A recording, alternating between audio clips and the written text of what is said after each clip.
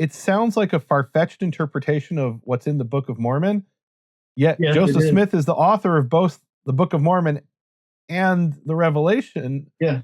So, meaning I think he made them both up, in which case it really raises some issues, with, like I said, of historical philology. When you see a far-fetched interpretation, we would call this a drosh in Judaism. Here's an example where the drosh is the pshat, is the plain meaning, is the original intention of the author, that is to say, right? Unless he's just telling Martin Harris what he wants to hear, and then Joseph Smith really maybe does believe what's in the Book of Mormon about eternal punishment, but he doesn't want to lose Martin Harris or his money. Right now, I'm attributing motivations that I don't have evidence for. Right? Well, the setting given to Martin Harris rather than somebody else, and the Revelation also talks about using his money to publish. Don't covet your own money. Yeah. Not to hold on to his farm. I mean, the situation is it implies very strongly that he's saying words that Martin Harris wants to hear. But what does Joseph Smith believe? That's the question. But I use this as one of the evidences for my Pious fraud thesis, and that's talk about that. That's fascinating. This is one of the evidences that Joseph Smith is portraying God as deceiving his children for a greater good, to help them avoid a temporary hell, anyway. Yeah. So he's laying at God's feet this notion of God sometimes deceives us, and religious and deception, deceiving for the greater good. You might, and I go to the Bible sometimes. I go to the Old Testament. I go to Jacob and Esau. I go to Jacob and Esau and how they deceived Isaac to give the blessing to the wrong son. Well, it was the right son, just not the one that Isaac wanted to give it to. Just not the one he thought he was giving it to. And it still worked. At least that's the Israelite perspective, not the Edomite perspective. Yeah. And it still worked. Yeah, that's interesting. God still honored it.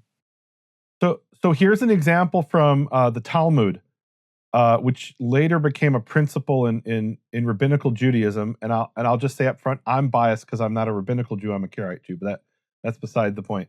So the example is, there are these two rabbis and they're traveling on the Sabbath, and one of them knows the correct, or just before the Sabbath they're traveling, one of the rabbis knows the correct practice of what they're supposed to do while they're traveling, because there are special rules when you're traveling just before Sabbath.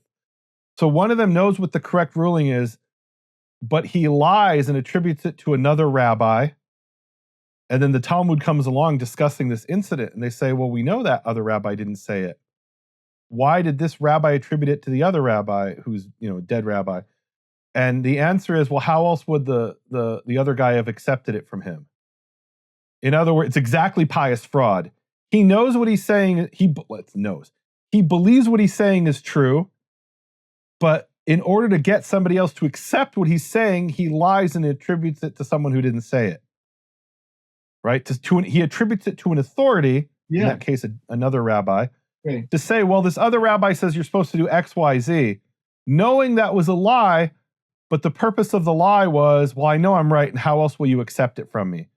So this later becomes a principle that's discussed in rabbinical Judaism, that and it's the question of, to what extent are you allowed to attribute something to someone who didn't say it in order to get people to accept your authority when you know something is true, the ruling is true.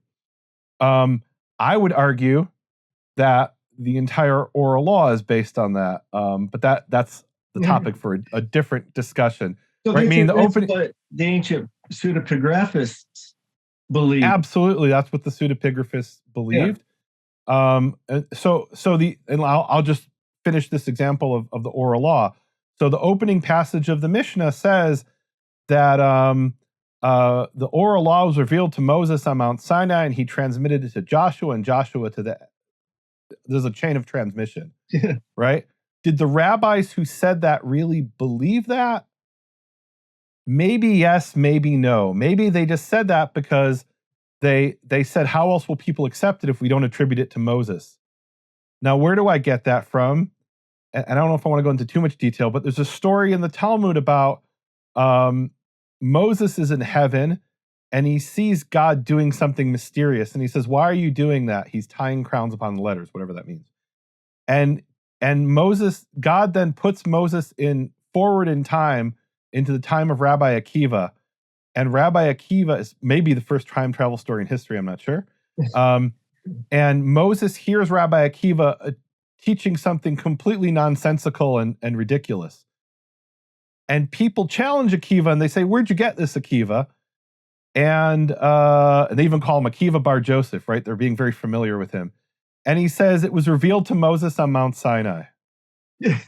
and the point of the story is Akiva made something up and attributed it to Moses, but it was still what God intended, even though he knew he didn't hear it from Moses.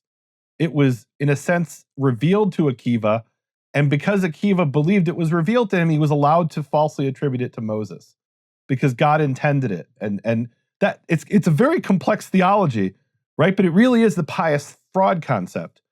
And they're telling you, in a sense, this is my interpretation of the story in the Talmud, they're telling you, in a sense, that every rabbi knows he's doing this and it's legitimate. So there is this, and so is Joseph Smith doing that? I don't know. I can't read his mind, but you're arguing he is doing that. That he knows that he didn't see these words on the stone, but he worked it out in his heart, and he had a burning feeling that it was true, and therefore he was able to attribute it to God. That's basically it. Okay. It is. He does believe it's from God, just not in that manner.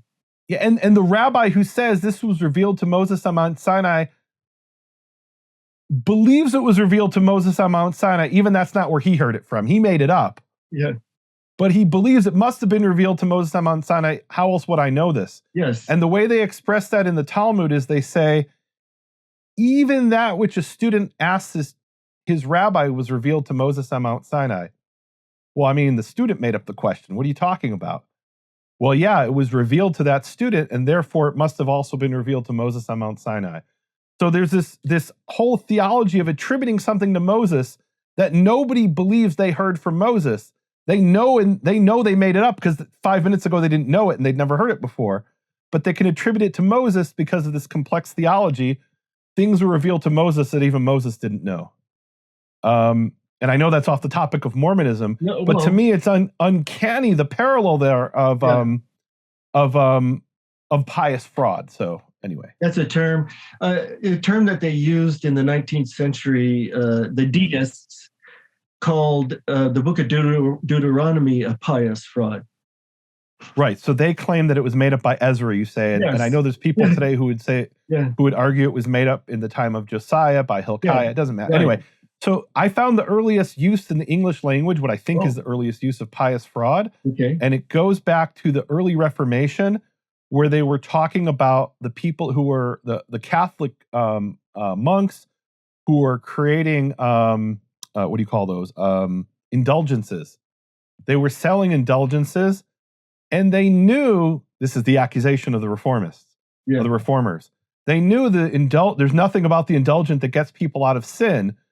It's the Catholic priest who just, I don't know the exact theology, but something to the effect of the Catholic priest, he absolves you of the sin, but he needs money for the church, so he can charge you for it and tell you that paying for the indulgence gets you out of the sin.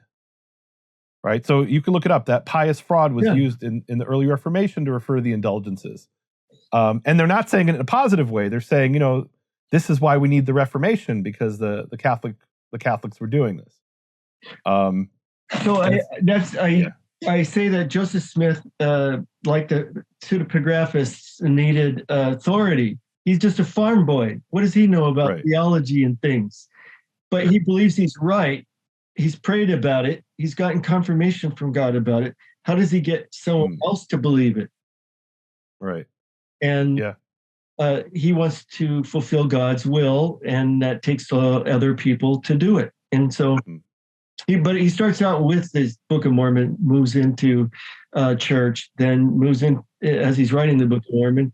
It's a total institution thing where he's going to set up the kingdom of God on earth. And we'll go back to that just to end here. Although I want to bring a quick example of pseudepigrapha that wouldn't be controversial even to anybody, which is, you have in the Second Temple period, Jews writing all kinds of works like the Book of Jubilees, which claims to be an angel that's revealing things to Moses on Mount Sinai. Well, there are no Jews certainly today who believe that the Book of Jubilees was revealed to Moses on Mount Sinai by an angel, right? So everybody pretty much accepts that that's falsely attributed to Moses in order to give it authority. Even the most devout Jew today would believe that.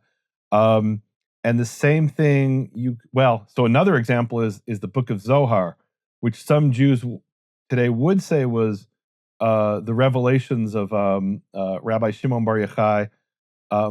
Many Orthodox Jews and all historians, anybody from a critical perspective, would say it was made up in the 13th century by a rabbi who, in order to give it authority, attributed it to a Rabbi Shimon Bar Yochai in the 2nd century. Why Rabbi Shimon Bar Yochai? Because he was known as a mystic. So attribute it to somebody who has this mystical authority, even though it was written 11 or 1200 years later.